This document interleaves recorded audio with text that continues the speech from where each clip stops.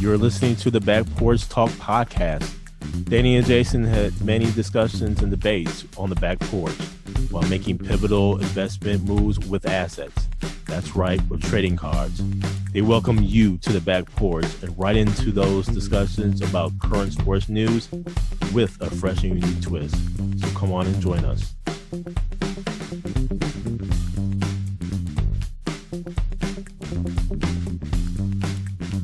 Welcome to the Back Porch Talk podcast. I'm your co-host, Jason. This is your co-host, Danny. And we got a full show for you today. But we want to start off, Danny, with the big trade.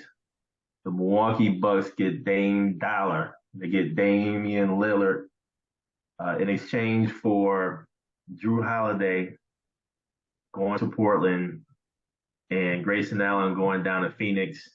Danny, here's my thoughts about Damian Lillard with the Milwaukee Bucks right now. I'm going to miss Jrue, first of all. I would have really loved to have seen Jrue and Chris healthy, back with a new coach. I wanted to see what this training camp was going to be like under the new coach, under Coach Griffin. And I really wanted to see where this goes. Everybody's been talking about the defense that we have given up on the perimeter by missing Jrue, and I have to agree from that perspective. I'm going to miss that defense, especially in the playoffs. But you also can say, where was the defense, if you will, against Miami when Jimmy Butler was going off, right? Mm-hmm. Now, granted, Jrue had to do a lot of other things too, along with playing defense. So Jrue had to play a little offense. He had to play some, not a little, but a whole lot of offense, bring the ball up, etc. So I'm torn from that perspective. Offensively, I can see Damian Lillard really being a plus here. I can see him spreading the floor. And granted, Jrue, I think, had a higher three-point percentage rate than Damian Lillard, but at the same token, Damian Lillard took more shots. Mm-hmm. He was more so the focal point of the offense in Portland because Portland wasn't all that great. So I really want to see what this is going to look like. But what I honestly believe is going to happen is you're going to see a lot more pick and roll action. I don't think you're going to see Giannis bring the ball up as much like he did before, going downhill. I think you'll see more pick and roll action. I also believe with Giannis going down to see Hakeem Olajuwon, the Dream, I think you're going to see Giannis in the post a little bit more. Maybe that will spread things out even further and provide a little bit more space. And so when this trade actually happened, I was like, okay, this is good for Milwaukee because the other Eastern Conference teams really didn't make a move. Mm-hmm. Up until Boston makes the move. Boston goes ahead and gets Jrue Holiday basically because we all knew that Jrue wasn't going to stay with Portland. Portland's either going to waive him or whatever the case may be, buy him out, whatever the case may be. But the trade happened. Portland did great in terms of getting draft picks. And ultimately, Jrue ends up with Boston. Boston got a lot better. Now adding Jrue, Malcolm Brogdon is now over in Portland. Danny, let me just say this. I think Boston got better with Jrue. It's going to be real interesting to see how they match up. Defensively, they are going to be a beast. They're a problem defensively, and they're very long. You have Jason Tatum, 6'8", 6'9". Mm-hmm. Porzingis at 7'2". You have Jrue, 6'4", 6'5". What we were back in the day in terms of when we had John Hinton, the picture with all of their arms extended out, going from sideline to sideline, how we touted and bragged how long we were. Well, now Boston can do the same thing now. But what Boston, I believe, has sacrificed is a little bit of their bench health. Mm-hmm. And I think that's where the Milwaukee Bucks has the advantage on the bench. Beauchamp is going to have to step up and Dahl, I believe, here. And this is his second year, so hope is he'll step up defensively. Between Boston and Milwaukee, that's a 7 game series, in my opinion, Danny. Mm-hmm. That's going to be a nail biter. And I don't think it matters who has home court advantage. Boston proved that last year or the year before. And that's going to be something else, Danny. What say you about this trade? Jay, I also will miss Jrue Holiday, not only from what he did on the court, but off the court. His community presence, and he was always a face in the community, doing things to help. So Boston will definitely gain something there from the off the court perspective. And you look on the court, I'm curious too how Dane's game will change because we've come accustomed to him firing up them shots from the logo, and it was more free reign, right? Because it's his squad. Now they're going to have to conform between Giannis and him, also playing with Middleton and Lopez. And how does his game change? And what does the system look like now with the new coach? And that's where I'm looking at in this whole deal. You have a new coach, possibly a new system, whatever he's planning to implement. Adrian Griffith's on the hot seat off the jump. And how is he going to respond? How are the fans going to respond? Because you remember when the Heatles got together and they started off, I think they're like 8-9 or something like that in their first 17 or whatever games. They're under 500, and everyone was calling for Spoelstra's head. So if the Bucks get off to a slow start, what's going to be the fans' reaction to this? What are going to be the players' reaction to this? From my standpoint, I'm curious how the Bucks front office, what their contingency plan is in case something goes awry here off the jump. You get Dame Lillard, you get a closer, right, from the offensive perspective. And on the defensive side of the ball, that's where I think you have Damian, you have Middleton, you have Giannis, you have Lopez. Who's that fifth person starting and contributing to the defense? I'm curious who they start and how they play this, but ultimately I'm looking at the coach and the system and how this all integrates, because it's going to take time and people have to understand that, because Damian's been doing his thing for over 10 years in Portland. So to come to a different city, different system, different players, it'll take some time. So I think it's going to require some patience. And then on the Boston side of it, with getting Jrue, that's a definite upgrade in my opinion, because I thought with them losing Marcus Smart, that was going to hinder them relying on Brogdon, who was injured. But then I think you technically upgraded at the point guard position with someone who actually can play the point guard and defend and everything. He fits the system perfectly. He's a perfect team player. He's not bringing drama, and Boston doesn't need that after all what happened last year with the coach and Brad Stevens and the team. So that's a calming leadership presence as well that I think Boston needs, and that can only help them. I agree with the bench depth, where is that something where they're going to have to make another move before the trade deadline to help them for the playoff run. So all in all, man, it was very exciting to see. Sad to see Jrue go. Excited for Damian Lillard to come to Milwaukee because this was something I think they had to do to keep Giannis happy. And they did. They accommodated him. So you talk about can't wait for the opening tip for the NBA season. Oh, man. And all these players that have been moved, including this trade. Can't wait. Yeah, I just hope people are patient with the new team.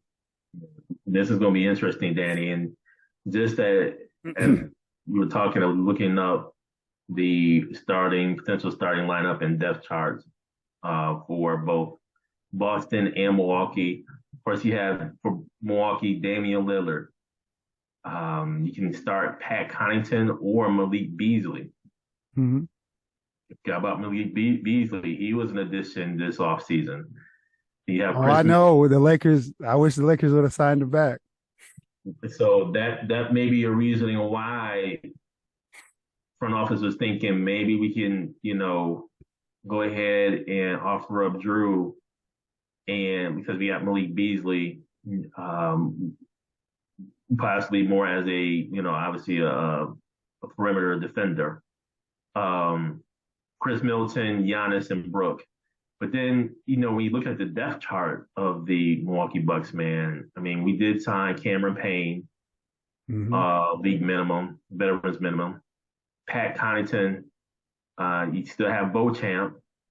But then you have Jake Crowder, Mm-hmm.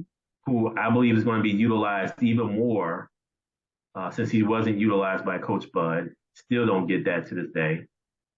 And then, of course, you got Bobby Portis. Yep. And then you have Brooks' brother, Robin, who backup center, who can, he's going to provide some relief throughout the course of the season, have some minutes here and there. So the Bucks are deep, man, but let's just see what Boston has right now. And again, like you mentioned, I can see Boston going out and getting some help here. But of course, now they have Jrue, Jaylen Brown, of course, the starter, Jason Tatum, Kristaps Porzingis, and potentially Al Horford, Mm-hmm. the veteran, old grizzled vet, Al Horford, who always gives us problems, but didn't give us too many problems last time we faced him. On the bench, Peyton Pritchard, who just signed a new contract. Then you have Derek White, who was actually really good this past postseason, especially defensively, and even the postseason before. And then there's some individuals who I'm not as familiar with on the bench here. So I would have to give the bench nod to us, the Milwaukee Bucks. Mm-hmm. And that to me is going to be key. And whenever they face off against each other, I can see the bench being a huge difference maker here.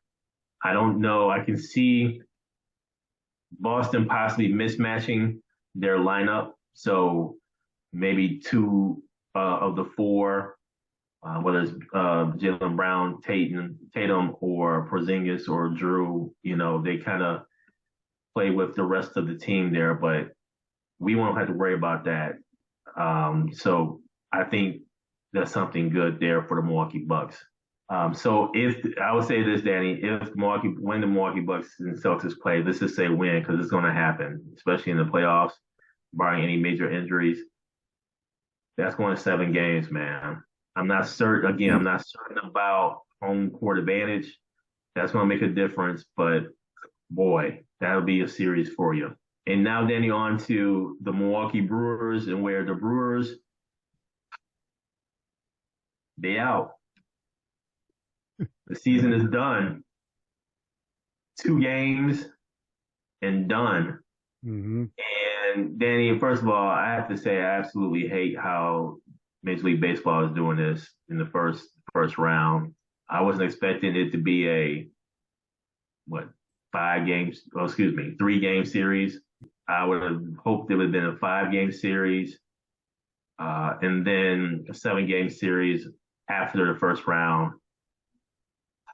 But the Milwaukee Brewers get bounced, man, in this frustrating fashion. The bats went silent. Or let me take that back. First game, the bats were hot. The base running was not. Let me just say the Brewers have had this problem in the past with regards to their bats going cold. The second game, I thought the pitching up until the 5th inning was phenomenal, and then it all went kaput. So good season by the Milwaukee Brewers, man. I don't know what in the world they're going to do now, quite frankly. They have several months where the property is not being utilized. This is what the fans were talking about, build around the stadium, and you could have year-round access and year-round revenue coming in. But now it is a done deal for Milwaukee Brewers? What say you, Danny, about these Milwaukee Brewers? They were winning both games. They actually were up 3-0 in game one and 2-0 in game two. And Corbin Burns, he didn't have it in game one. And so the Diamondbacks took full advantage and they knocked him around. They hit, 3 home runs, which then the Brewers had opportunities. They had bases loaded a couple times. Evan Longoria made that one play on third where he snow coned that line shot, which then they doubled up and got out of the inning, because if he doesn't catch that ball, the Brewers win that game. Brewers win that game, yep. And that was the game there. And then game two, I didn't understand what they were doing, where you have people on base and you're trying to generate runs, bunt. So then what do? They bunt with Yelich and they get people on base and they bring up Sal where they had an opportunity for him to bunt. And they don't bunt. They have him free swinging. So it was just, I don't know, man. They just made a couple key mistakes with the base running, with some of the coaching and managing and how they managed the situational parts of the game from an offensive standpoint. And then the pitching, Peralta was dealing, man, and then he fell apart. So it was one of those games or both those games, they did have opportunities to win. And it's a shame because they had the team, I thought, to at least compete with the Dodgers. I didn't say that, I don't know if they would beat them, but at least they could have competed. So now you look at the Diamondbacks and some of these other teams, man, are playing with house money. And Diamondbacks went in L.A. and blew the doors off Clayton Kershaw in game one. So now, in the first inning, 6 runs. 6 runs. And they ended up beating them, I believe, 11-0. And then, with the Braves and Phillies, man, that's the series right there. And the Braves came up and got shut out. Shut out, man. Come on. At home. Yes. So now we're looking to see if they can get back tonight in game 2. But tough, man. It was tough to see the Brewers go out like they did. They're young. And like you said, what are they going to do in the offseason? Because are they going to spend some money, or are they just going to stand pat and then let some people go that could be key contributors next year? Not only that, but what Council going to do?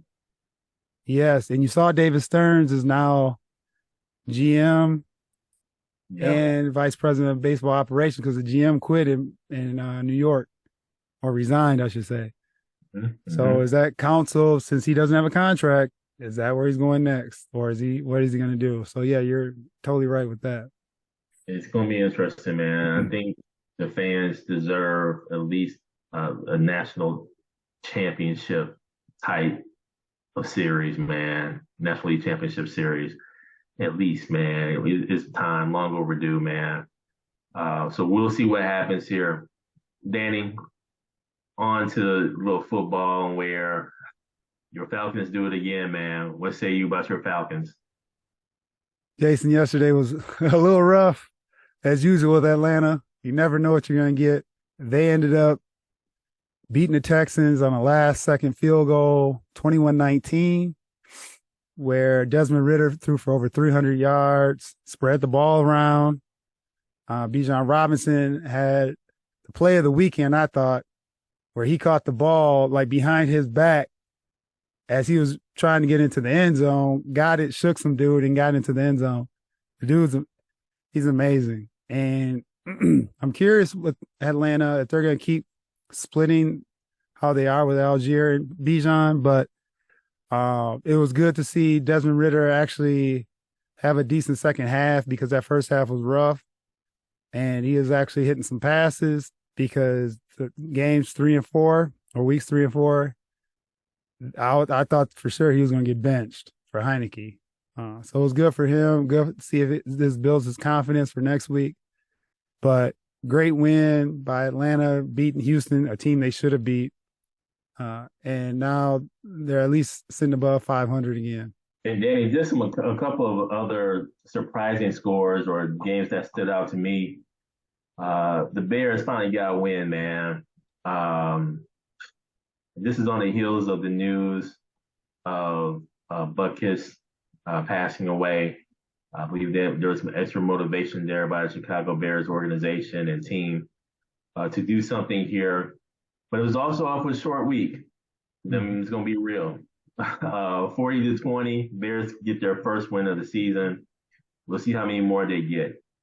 The other surprise here for me, Danny, the Patriots get blown out, man. They didn't even score.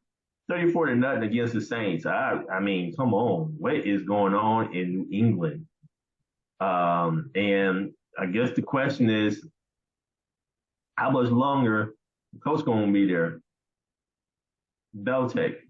Let's be real. Patriots are 1-4, 0-3 at home. I can't remember the last time they've been like this. Fans they're gonna stop coming to the games, man, and therefore the money gonna stop pulling in. So that's gonna be an interesting dynamic to see what happens to the Patriots organization. And Jason, do they hold on to him to see if he can get that Shula record or not? That's the question, because he's 17 wins away, I believe. Listen, it's gonna take him a long time with this team to get 17 wins. It's gonna take some time, man.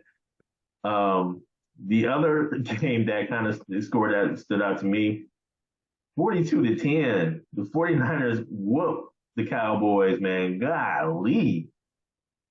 Dak Prescott throws, 3 interceptions, man? You kidding me? And who's calling the plays?